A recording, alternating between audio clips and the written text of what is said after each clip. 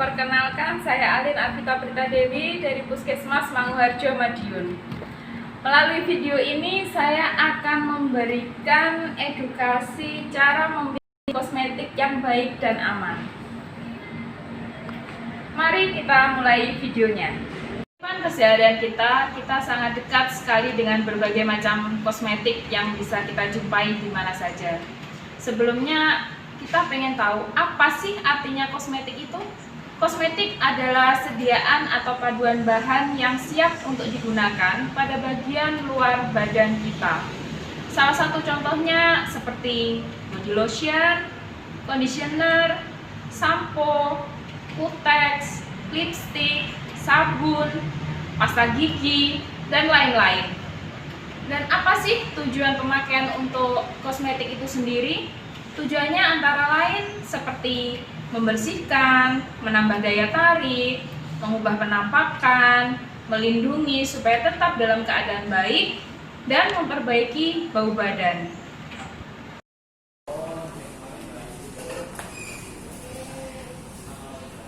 Dalam pemilihan kosmetik, kita harus memperhatikan beberapa macam hal agar kita bisa mendapatkan kosmetik yang baik dan aman untuk kita gunakan setiap harinya. Contohnya seperti ini. Apa sih yang harus kita perhatikan dalam pemilihan kosmetik? Pertama, kita bisa perhatikan kemasan kosmetik itu. Dalam pengemasannya, perhatikan apakah pengemasannya itu masih baik, tidak rusak, atau tidak ada hal-hal yang cacat dari kemasan kosmetik itu sendiri. Setelah itu, perhatikan label. Dalam pelabelan suatu kosmetik, perhatikan apakah dia memberikan label yang jelas, lengkap, dan bisa memberikan informasi dari produk kosmetik itu sendiri, sehingga kita bisa mengerti apa sih gunanya kosmetik itu. Selain komposisi, kita juga bisa memperhatikan izin edar. Biasanya juga tertera di area ini, di area dekat dengan penulisan komposisi dari kosmetik, sedikit kecil.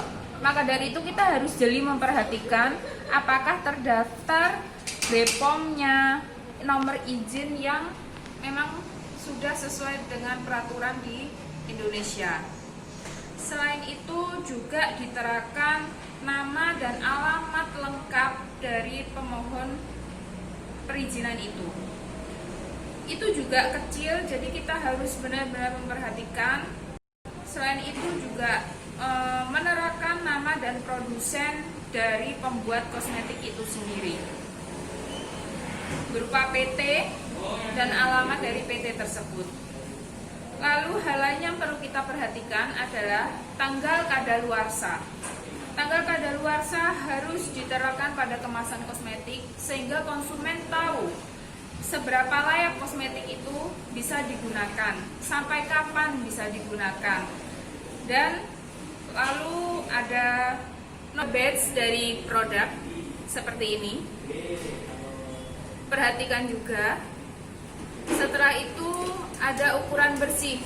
Dia menerapkan dalam kemasan ini berapa sih isinya, berapa banyak yang tertampung dalam kemasan kosmetik itu. Bisa dalam satuan mili ataupun gram, tergantung produk kosmetik itu sendiri.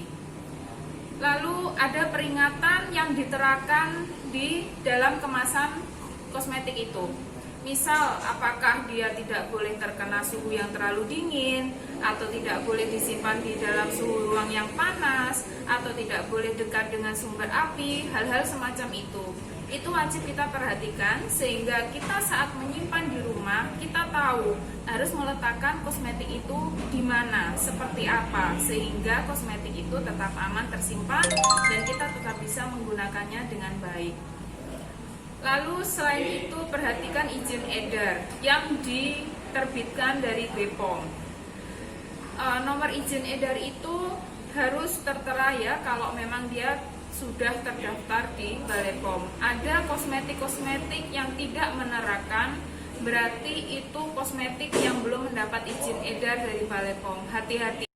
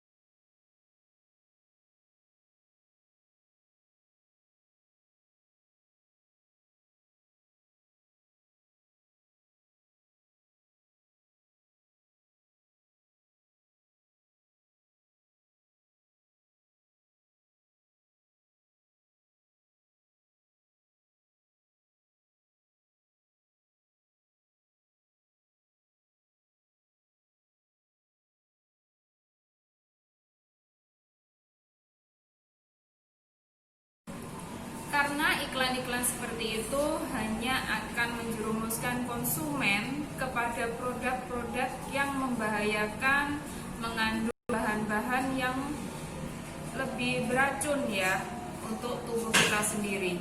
Jadi harap mengerti, kosmetik itu bekerja bertahap, memberikan hasil maksimal secara perlahan kepada tubuh kita. Jadi jangan pernah mempercayai ada kosmetik yang bisa bekerja instan, cepat, dan memberikan hasil yang maksimal. Karena biasanya kosmetik itu justru akan mengandung bahan-bahan yang berbahaya. Demikian sedikit informasi tentang kosmetik yang bisa saya sampaikan lewat video ini. Semoga bermanfaat. Mohon maaf bila ada salah-salah kata. Wassalamualaikum